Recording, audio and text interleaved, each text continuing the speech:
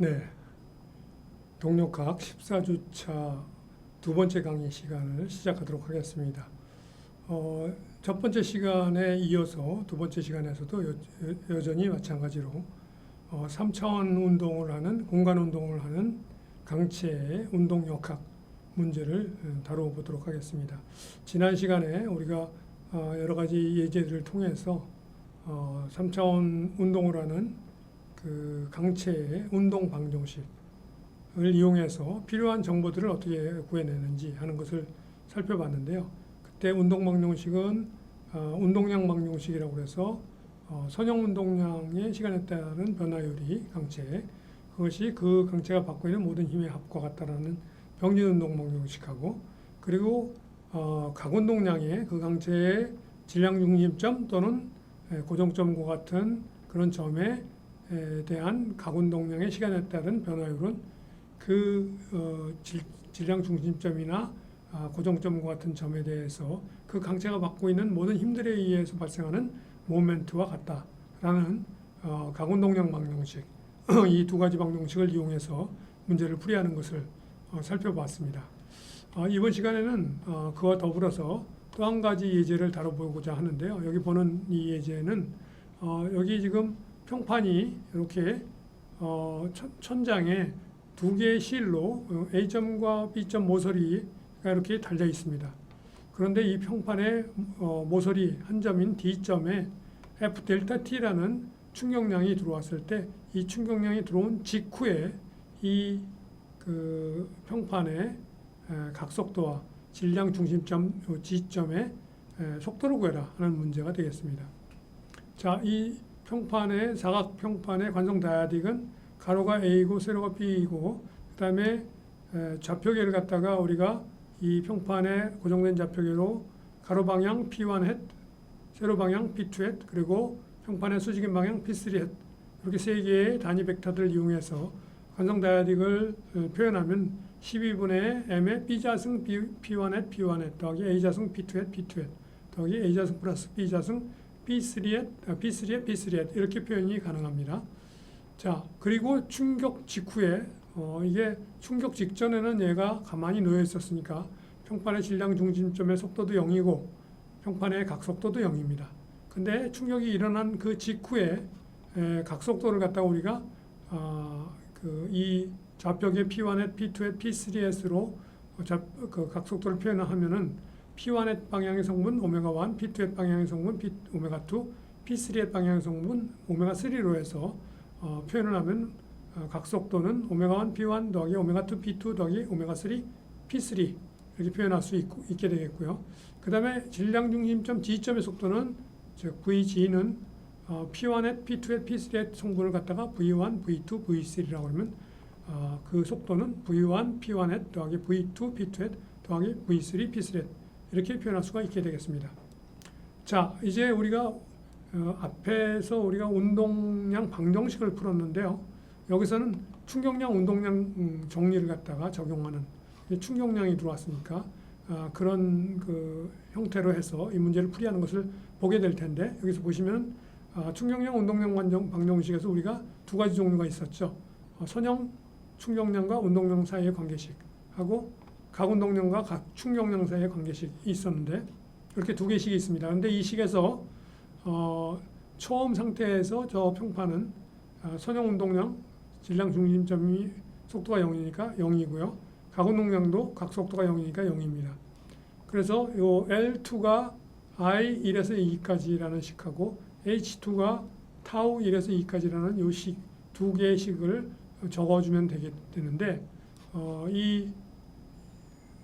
그 선형 충격량 I 1에서 2까지라는 이것은 여기 지금 F 델타 T라고 크기가 충격량이 이런 크기로 가해지고, 방향은 뭡니까? 방향은 마이너스 P3의 방향이죠. 그래서 여기 보는 것처럼 선형 충격량은 마이너스 F 델타 T P3 이렇게 표현할 수가 있게 되겠고요.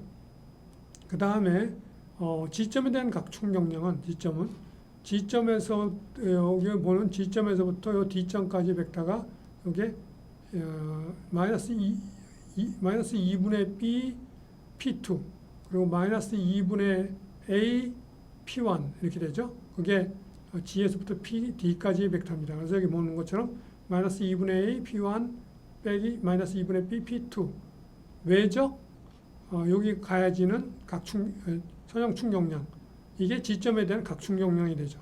그래서 이 각충격량을 계산해 보면 2분의 B, F 델타 T, P1 빼기 2분의 A, F 델타 T, P2 이렇게 값이 구해지게 됩니다.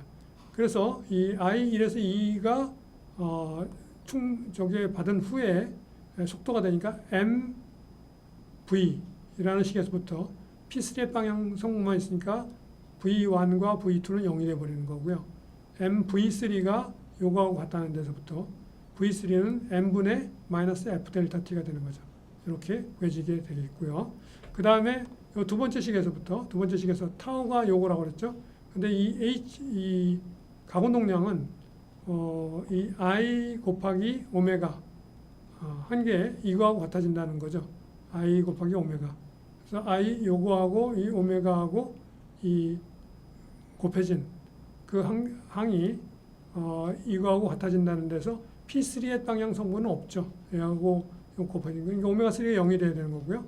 그 다음에 12분의 MP 자승의 오메가1 한 개 여기 나온 2분의 B F 델타 T하고 같아야 되고 12분의 MA 자승의 오메가2 한 개 여기 나온 마이너스 2분의 A F 델타 T하고 같다는 데서부터 오메가1은 MB분의 6F 델타 T 오메가2는 MA분의 마이너스 6F 델타 T가 된다 하는 결과를 얻을 수가 있겠습니다. 그래서 의외로 이 문제의 이 풀이가 너무 쉽게 이렇게 풀리는 그래서 여러분들이 이 각충격량과 같은 이런 그 계산만 정확하게 할 수만 있다면은 이 문제는 아주 쉽게 풀이할 수 있는 그런 문제가 될 수 있겠습니다. 자, 다음은 우리가 3차원 회전 운동과 관련해서 중요한 효과가 하나 나타나는데요. 그 효과를 우리가 자이로 효과라고 얘기를 합니다. 앞에서 우리가 회전 운동 방정식을 주관성 축방향 좌표계 A1바, A2바, A3바를 이용해서 성분별로 분리해서 이 강체에 작용하는 그 A1바, A2바, A3바의 모멘트를 M1, M2, M3라고 하게 되면은 그 방정식이 회전운동 방정식 3개가 이와 같이 표현되는 것을 확인할 수가 있습니다. 이렇게 확인할 수 있는데 이 방정식에서 우리가 이 방정식 모양을 보면은 좌변의 두 번째 항들이 전부 비선형항인 걸 알 수 있죠. 왜냐하면 오메가하고 오메가가 곱해졌으니까요. 그래서 얘네들은 선형항이지만 이쪽은 이게 비선형항이에요. 그래서 이 항을 갖다 우리가 뭐라고 부르느냐면 비선형 자이로항, 자이로스코픽 텀이라고 얘기를 하고요. 이 항에 의해서 발생하는 효과를 자이로 효과라고 하는데 이 자이로 효과가 어떤 것인가 하는 것을 여러분들이 이해할 필요가 있습니다. 비선형 효과이기 때문에 우리의 직관으로는 이해가 쉽지 않은 그런 효과가 되겠습니다. 하지만 이런 효과가 존재한다. 비선형 현상에서는 항상 인간의 그 직관이라는 것은 선형적으로 예측하는 직관이기 때문에 비선형 현상을 예측을 할 수가 없습니다. 그래서 비선형 현상이 일어났을 때 우리가 그것을 아무리 많이 분석을 한다 하더라도 그것에 근거해서 어떤 직관을 더 발전시킬 수가 없다 하는 그런 그 내용이 있는데 그러나 이 자이로항 효과가 동력학에서 3차원 운동력학에서 종종 등장하기 때문에 이 효과에 대해서 여러분들이 이해하고 있을 필요가 있기 때문에 여기서 이 내용을 다루는 내용이 되겠습니다. 자, 이 자이로 효과에 대해서 설명을 하면요. 이게 세 번째 방정식, 앞에서 유도된 세 개 방정식 중에 한 방정식인데 이 방정식의 의미를 우리가 살펴보기 위해서 여기에 지금 이런 어떤 이게 항공기의 엔진이라고 해도 좋습니다. 엔진이 이런 실린더 모양을 가지고 있는데 엔진이 오메가 1이라는 일정한 각속도로 돌고 있어요. 돌고 있는데 비행기가 이 A2 방향으로 회전을 한다. 방향을 바꾸는 거죠.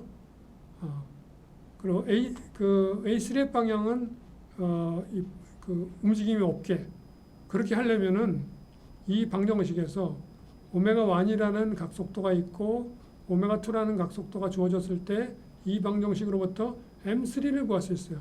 M3가 이 엔진에 걸리는 이 삼축 방향의 모멘트가 되는 거죠. 그래서 이 식으로부터 우리가 이 관계를 갖다 알 수가 있는데 만일에 이 오메가3를 무시하고 한다 그러면 우리가 이 오메가1으로 돌고 있는 놈을 3축으로 돌리고 싶어서 거기다 모멘트 M3라는 모멘트를 갖다 가해주니까 이 3축으로 돌아가지 않고 2축으로 돌아간다 하는 게 이 방정식에서 나타나는 그런 현상이 되겠습니다. 그래서 이 현상이 물론 이 방정식에서 이 2축으로도 돌고 여기 M3를 줬을 때는 이 오메가3 다트 항에 의해서 3축으로도 회전 운동이 일어나지만 이쪽으로도 2축으로 회전 운동이 일어난다는 걸 알 수 있고 이것이 우리가 이제 직관에 좀 벗어나는 그런 현상이죠. 어떤 이게 회전하고 있는 물체를 어떤 축에 대해서 돌리면 그 축 방향으로 내가 돌리고 싶어서 돌리는 건데 그 축 방향으로 돌아가는 게 아니라 그 축과 원래 돌고 있는 축과 수직인 방향으로 돈다. 이게 자이로 효과가 되겠습니다. 그래서 이런 자이로 효과가 공학 예제에 종종 많이 등장하기 때문에 여러분들이 이 효과에 대해서 잘 이해하고 있으면은 그런 그 자이로 효과가 등장하는 공학 예제들의 문제를 풀거나 또 그러한 설계를 진행할 때 많은 도움을 받을 수 있게 되겠습니다. 자, 자이로 효과는 당연히 자이로스코프가 바로 그 자이로 효과가 나타나는 그 내용이 되겠는데요. 이 자이로스코프의 회전 운동 방정식을 유도해 보면은 앞에서 우리가 이런 이 자이로스코프가 고정된 틀에 대해서 긴발 A로 쌓여 있고 긴발 A 안에는 긴발 B로 쌓여져 있고 B 안에는 다시 자이로스코프 C가 이렇게 돌고 있다. 그래서 바디 3, 2, 3의 각도로 세타 1, 세타 2, 세타 3로 이렇게 회전을 할 때 그때 이 자이로스코프의 각속도와 긴발 B의 각속도를 갖다 각각 구했었습니다. 그리고 긴발 B에 고정된 좌표계 B1 햇, B2 햇, B3 햇으로 그 각속도들을 다 이렇게 표현을 했었죠. 자, 이 좌표계로 이용해서 표현한 이유가 뭐냐면은 바로 이 자이로스코프의 관성 다야디기를 표현했을 때 그 B1 햇, B2 햇, B3 햇이 바로 주관성축 방향이 되기 때문에 그러는 거죠.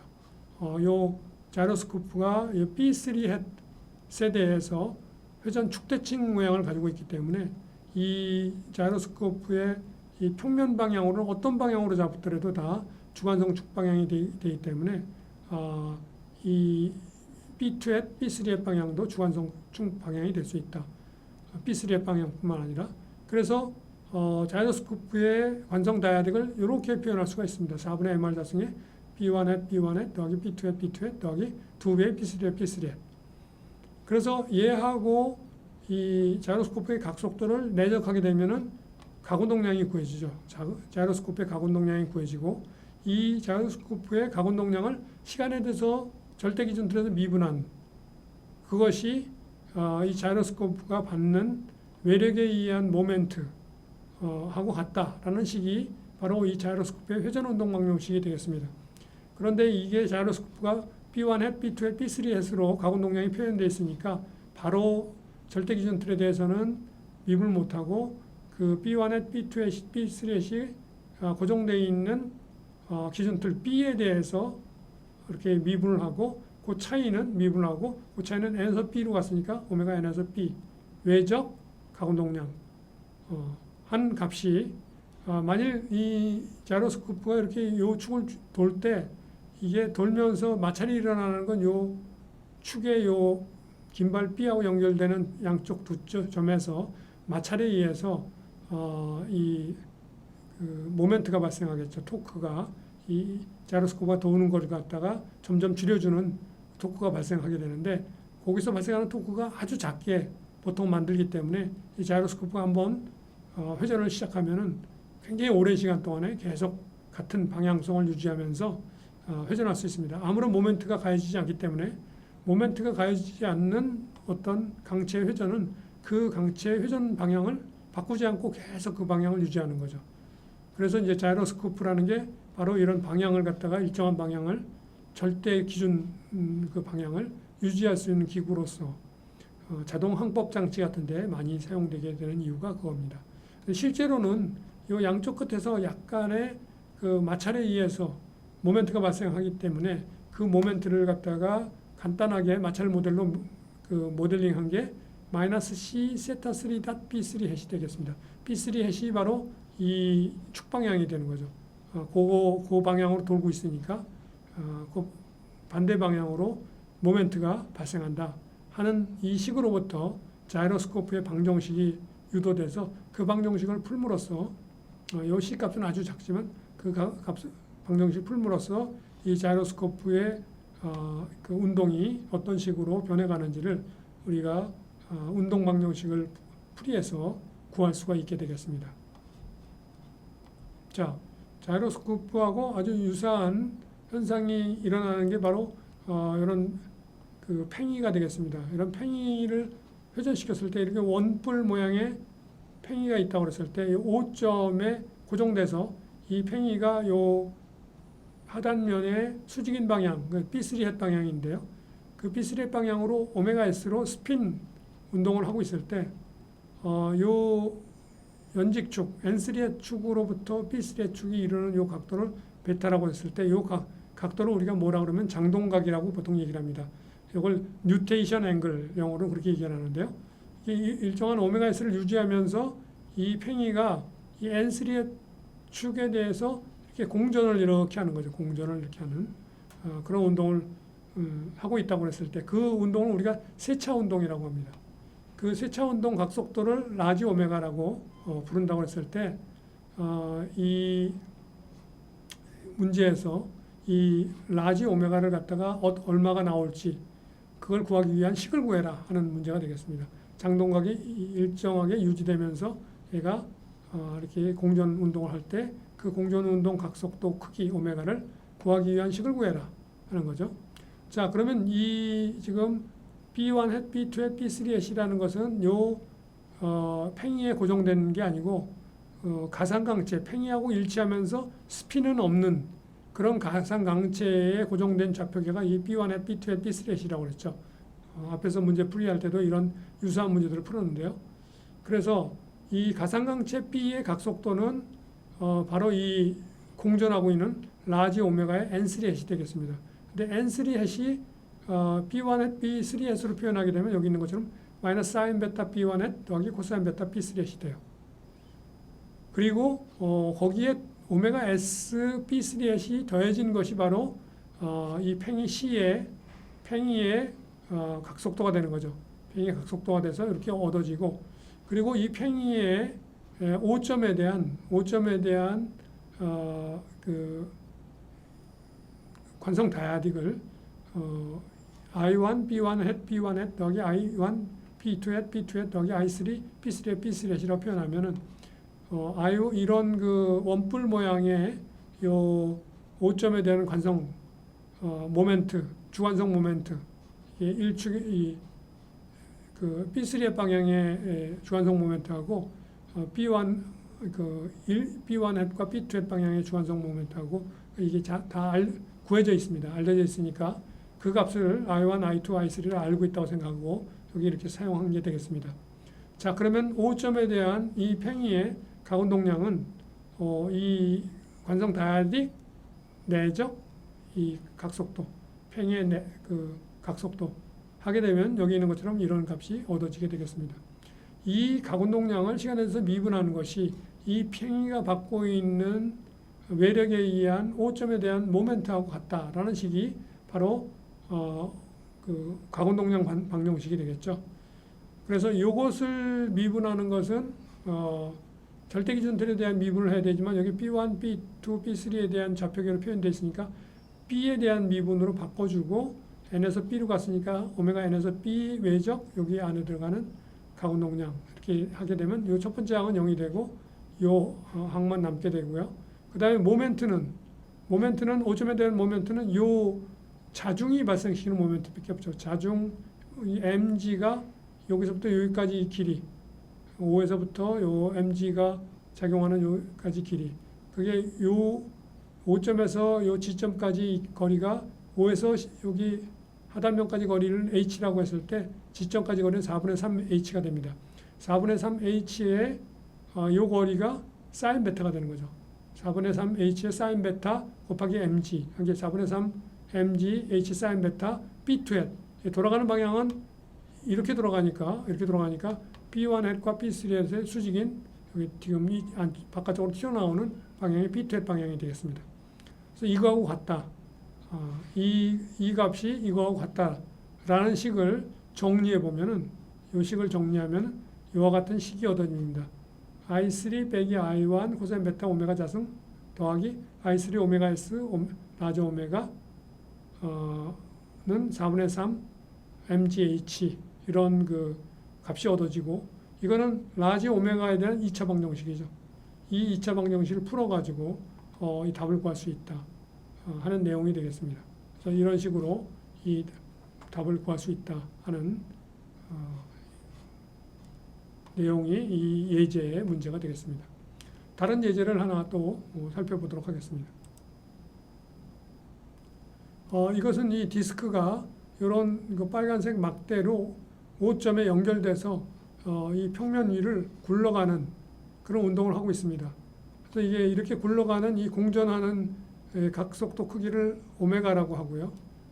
얘가 또 자전을 하겠죠. B2 hat 방향으로 자전하겠는데, 그 자전하는 그 스핀 속도를 갖다 오메가 S라고 하면은, 얘가 공전하는 거는 오메가의 N3 hat인데, N3 hat은 B2 hat과 B3 hat으로 표현하게 되면은 코사인 세타 B3 hat 더하기 사인 세타 B2 hat이 되죠.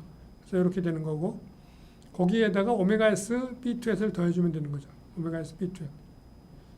그게 이 디스크의 각속도인데, 오메가 S를 아직 못 구했죠.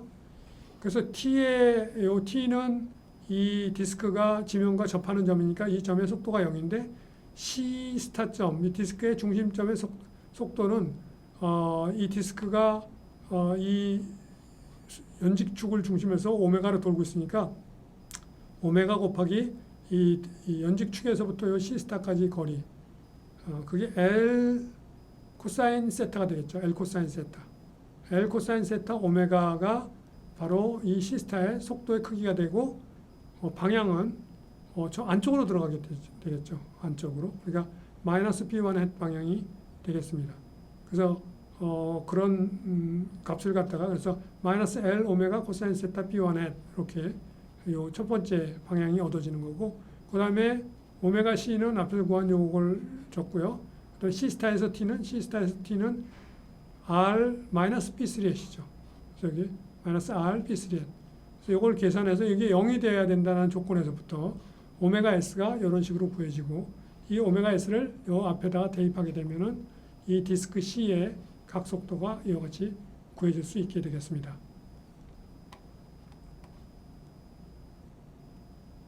자, 연결해서 이 디스크의 5점에 대한 관성 다이아dig을 갖다가 우리가 I1, B1, B1, I2, B2, B2, I3, B3, B3 했을 때 이 I2 방향으로는, 이 축 방향으로는 얘가 안 변하고, I1 방향이나 I3 방향으로는 여기서부터 여기까지 이만큼 L만큼 떨어져 있으니까 ML 자승에 해당하는 만큼의 그 질량 분포가 평행 축정리에 의해서 더해져야 되죠. 그래서 I1과 I3는 ML 자승만큼 더해져서 5점에 대한 이 디스크의 주관성 모멘트가 I1, I3는 이렇게 구해지고 I2는 이렇게 구해진다.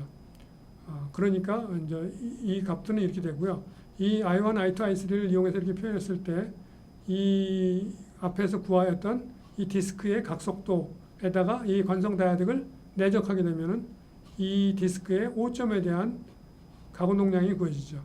이 가군동량을 시간에 대해서 미분한 값이 5점에 대한 이 디스크에 작용하는 모든 힘들에 의한 5점에 대한 모멘트하고 같다라는 식이 가군동량 방정식이 되죠. 그래서 이 가군동량을 그 절대기준틀에서 미분한 거는 이 B2, B3가 고정되어 있는 B 기준틀에 대해서 미분한 거 더하기 N에서 B로 오메가 N에서 B 외적 요 안에 있는 가군동량, 이렇게 하면 요 첫 번째 항은 0이 돼버리고 요 두 번째 항만 계산하면 되겠습니다. 그리고 여기 M0라고 여기 표현되어 있는 이놈은 M0는 뭐에 의해서 발생하는 게 있느냐? 여기 지금 이 디스크에 작용하는 힘은 여기 디스크의 질량 중심점에서 작용하는 힘하고 디스크의 지면으로부터 받는 이 노멀 포스하고 이 두 가지에 의해서 이 모멘트 5점에 대한 모멘트가 발생합니다. 그 여기 n에 대한 모멘트는 여기 5에서부터 여기 n까지의 거리가 여기 L이니까 이게 세타니까 이게 코사인 세타분의 L이 되죠. 5에서 t까지는. 그 다음에 여기에 작용하는 요 힘의 손상까지 거리는 5에서부터 여기까지 거리는 L 코사인 세타가 되죠. L 코사인 세타. 그래서 자중이 작용하는 거는 mg L 코사인 세타인데 방향은 이렇게 돌아가는 그러니까 B1 헤트의 반대 방향이 되는 거고요. 요 n은 B1 헤트의 플러스 방향이 되니까 여기 n 곱하기 코사인 세타분의 L 빼기 mgl 코사인 세타 이것이 디스크에 작용하는 5점에 대한 모멘트가 되겠습니다. 이 모멘트가 이 디스크의 5점에 대한 가운동량의 시간에 따른 변화율인 이거하고 같다 하는 식으로부터 이 식으로부터 우리가 n 값을 갖다가 이렇게 구할 수가 있게 되겠습니다. 그래서 여기에서 작용하는 수직 항력은 이런 값을 갖는다 하는 내용이 되겠습니다. 그래서 이런 그 문제들의 풀이를 통해서 여러분들이 3차원 공간 운동하는 강체에 주로 여러분들이 다루는 문제들이 전부 다 강체 하나가 움직이는 문제들이죠. 강체 두 개가 되면은 너무 복잡해서 그런 문제가 시험 문제로 출제되기가 어렵기 때문에 그런 문제들이 거의 나타나지 않기 때문에 오히려 3차원 공간 운동하는 운동역학 문제가 시험 문제로 나면 더 쉬울 수 있다는 점을 기억하고 이게 너무 어렵다고 생각만 해서 이걸 포기하면은 큰 손해를 볼 수가 있다는 점을 기억해 두기 바라겠습니다. 자, 마지막으로 3차원 공간 운동하는 그 강체 운동역학 문제에 관련해서 회전운동 안정성 분석이라는 것을 한번 해보려고 그러는데요. 공간 회전운동을 할 때 세 주관성 축 방향을 우리 갖는다고 그러고 그 주관성 축 방향 좌표기를 이용해 가지고 우리가 운동 방정식을 세웠을 때 외부로부터 가야지는 아무 모멘트가 없다. 그럼 이 우변이 전부 0이라는 거죠. 그럼 이렇게 세 개의 식이 구해지게 됩니다. 그래서 처음에 이런 그 어떤 운동이 딱 주어졌을 때 그 운동이 유지될 수 있을 것인가 하는 문제가 되는 거죠. 이 식이 계속. 그러면 어느 방향 회전 운동이 안정적인지를 판별하기 위해서 그 일축 방향으로 우리가 회전 운동을 가한다고 생각을 하죠. 즉 뭐냐면 일축 방향으로 라지 오메가라는 회전 운동을 발생시키고 그리고 나서 다른 방향으로는 회전 운동이 없는데 미세한 회전 운동이 있을 수 있다고 생각해서 일축 방향으로도 라지 오메가 플러스 입시론 x 그리고 이축 방향으로는 입시론 y, 삼축 방향으로는 입시론 z의 아주 작은 이런 성분의 각속도 성분이 더해진다. 그러니까 일축 방향으로 주로 회전 운동을 시작했다고 했을 때 그때 그 일축 방향 회전 운동이 유지될 수 있을 것인가 하는 게 바로 이제 회전 운동 안정성 분석에 관련된 문제가 되겠습니다. 자, 그러면 이게 오메가 1, 오메가 2, 오메가 3 요 식을 이 방정식에다가 대입을 하게 되면은 어떻게 되느냐면 여기다 대입하는 식이 되겠습니다. 라지 오메가는 시간에 대해서 미분하면 0이 돼 버리니까 없어지고 그래서 이런 식이 된 거고요. 두 번째 식, 세 번째 식이 이렇게 얻어진 게 되겠습니다. 여기서 고차항을 제거하면 즉 입실론 y, 입실론 z 작은 값인데 작은 값 곱하기 작은 값 한 건 아주 작으니까 요건 제거해 보면 요거는 I1 입실론 x 다트는 0 이런 식이 되죠. 그리고 요건 I2 입실론 y 다트는 여기서 이 입실론 z하고 입실론 x하고 곱해진 거는 그 0 돼 버리고 요 입실론 z하고 입실론 y 남은 것만 남고요. 여기처럼. 그다음에 여기서도 마찬가지로 이게 오메가하고 입실론 y 곱해진 요 한 건 남습니다. 그래서 이렇게 낳게 되는데 여기서 이 두 번째 방정식하고 세 번째 방정식을 요걸 한 번 더 미분하면 이게 입실론 y에 더블 다시 되고 여기서 입실론 z의 다트가 되는데 입실론 z의 다트가 여기 있죠. 그래서 그 식을 여기다 대입해서 정리해 보면 첫 번째 식은 입실론 y에 대한 식은 이런 식이 되어 있고요. 이거를 한 번 더 미분한 다음에 입실은 y 다트를 여기 있는 걸 여기 대입해서 정리된 식이 이 식이 되겠습니다. 그래서 이런 이 노란색 두 개식이 한 번 더 미분함으로써 이 초록색 이 박스를 갖는 이 두 개식이 되는데, 이 식에서 보면 입실은 y에 대한 이익이 미방이 되죠. 근데 요 앞에 있는 오메가 자승은 플러스니까요.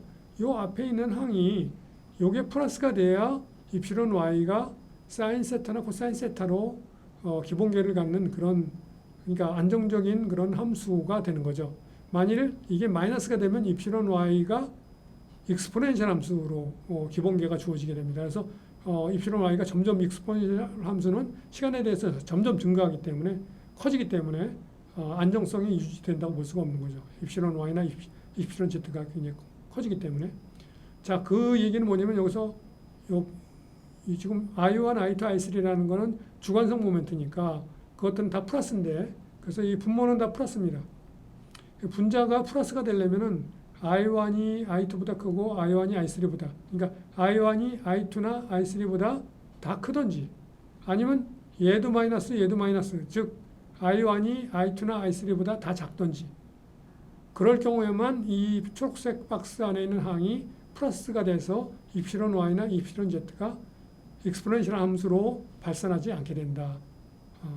즉 그 주관성 모멘트가 최대가 되는 경우나 최소가 되는 그 방향으로 회전시켰을 때만 그 운동이 안정적으로 유지된다. 그래서 여기 이런 그 엘립소이드 모양이 주어졌을 때 주관성 이쪽 방향이 주관성 모멘트가 가장 크겠죠. 또는 이쪽 방향이 주관성 모멘트가 가장 작은 방향. 이런 방향으로 돌렸을 때만 그게 그 유지가 되고, 주관성 모멘트가 제일 작거나 제일 크지 않고 중간 값이 되게 되면은 그게 이 값이 마이너스가 돼서 텀블링이 일어나게 되는 거죠. 어느 정도 돌다가는 그 값이 커지게 돼버리는 그런 현상이 일어난다. 그래서 회전 안정성이 유지될 수가 없다. 회전 안정성이 유지가 되려면은 그 처음 회전시키는 방향의 축 방향의 주관성 모멘트가 가장 크거나 가장 작을 때, 그때만 회전 안정성이 보장이 된다 하는 내용이 되겠습니다. 자, 여기까지 해서 그 3차원 공간 운동하는 강체의 운동 역학 문제에 대해서 여러 가지 그 내용들을 살펴보았습니다. 그 마지막 주인 15주차 강의에서는 일반적으로는 잘 다루지 않는 대학원 고등동력학 과정에서 주로 다루는 내용인데요. 즉, 그 운동 방정식을 어떻게 미분 방정식 형태로 유도를 해서 풀이할 수 있는가 하는 그 내용에 관련된 그 내용을 15주차 강의로 다루도록 하겠습니다. 그 우리가 학부 동력학에서는 대부분의 문제들이 그 문제를 푸는 게 운동학도 그렇고 운동역학도 그렇고 어느 순간 대표적으로 그림에 보이는 그 순간의 속도, 각속도, 가속도, 각가속도 이런 걸 구해라. 또는 그 순간 그 물체에 가해지는 힘을 구해라 하는 그런 문제가 주어지는 데 반해서 실제로는 우리가 그런 물체가 운동을 시작하면 시간에 따라서 그 속도나 가속도, 각속도나 각가속도 힘이 계속 변화하게 되죠. 그 변화하는 그 값들을 구하려면은 운동 방정식을 미분 방정식 형태로 유도를 해서 그 미분 방정식을 시간에 대해서 풀이해야만, 그래야만 시간에 따른 그런 값들을 전부 구할 수가 있게 되겠습니다. 그래서 미분 방정식 유도하는 게 필요한데 학부 과정에서는 그걸 다루지 않는데, 여러분들이 특별히 대학원 과정에 가서도 그것을 배울 기회가 있으면 다행인데 그렇지 않은 경우가 많기 때문에, 그리고 그런 미분 방정식을 다루는 형태가 여러분이 학부의 3학년 또는 4학년, 3학년 2학기 또는 4학년 1학기 과정으로 기계진동학 과정들이 많이 제공이 되는데, 기계진동학을 보면 전부 미분 방정식 형태로 유도가 되거든요. 그래서 그것이 어떻게 유도가 됐는지 잘 모르는 경우가 많이 있습니다. 그래서 그런 내용들을 기계 진동학을 가르치면서 많은 교수님들이 함께 시간을 배정을 해서 가르치는 경우도 많이 있는데, 그러다 보니까 조금 어려움이 있습니다. 그것들이 어떻게 유도되는지. 그래서 여러분들이 지금까지 배운 내용들은 전부 뉴턴의 운동 방정식, 그리고 강체에 대해서는 뉴턴 오일러 방정식이라고 알려져 있는 세 개의 병진 운동 방정식과 세 개의 회전 운동 방정식으로 주어지는 방정식이 있는데요. 그것을 어떻게 미분 방정식으로 주어질 수 있느냐 하는 그런 내용이 있고, 그 뉴턴 오일러 방정식 형태로 주어졌을 때는 그 방정식을 에서 우리가 구할 수 있는 등장하는 모든 힘들과 운동 변수들을 다 구할 수 있다는 장점이 있긴 하지만 방정식의 형태가 너무 복잡해집니다. 그래서 그걸 풀이하기가 너무 어렵기 때문에 실제적으로는 그 방정식을 풀이하는 경우가 거의 없고, 그래서 그것보다 조금 더 발전된 방정식 형태들을 유도하게 되는데, 그런 방정식의 형태로 대표적으로 우리에게 알려져 있는 게 라그랑지 방정식이라는 내용이 되겠습니다. 그래서 라그랑지 방정식이 어떻게 유도되는지, 그것이 실제 문제에서 어떻게 적용돼서 운동 방정식을 미분 방정식 형태로 유도하는지를 15주차 강의에서 다루게 될 테고요. 그런데 라그랑지 방정식을 사용하는 것이 주로 사용되는 게 평면 운동하는 경우, 그리고 선형 진동 하는 그런 동력학회, 그런 경우에 주로 라그랑지 방정식을 이용해서 운동 방정식을 미분 방정식 형태로 많이 유도하고요. 아주 일반적인 경우, 3차원 공간 운동을 하는 경우라든지, 또는 더 나아가서 여러분들이 지금까지는 전부 강체에 대한 운동 방정식만을 유도하는 걸 배웠지만, 나중에 대학원 과정으로 가게 되면은 탄성체의 운동 방정식을 유도하는, 그때는 그 운동 방정식이 기본적으로는 편미분 방정식으로 유도가 되는데요. 그런 방정식을 유도하기 해서 그것을 상미분 방정식으로 바꾸는 그런 과정이 또 필요하게 되는데, 그런 탄성체 운동 방정식 유도하는 그런 과정에, 아주 일반적인 과정에 사용하기 위해서 가장 발전된 운동 방정식 유도 방법이 한 가지 추가로 더 소개가 될 예정입니다. 그래서 그 내용에 대해서는 15주차 강의에서 조금 더 상세히 다루도록 하겠습니다. 오늘 강의 여기서 모두 마치도록 하겠습니다. 여러분 수고하셨습니다.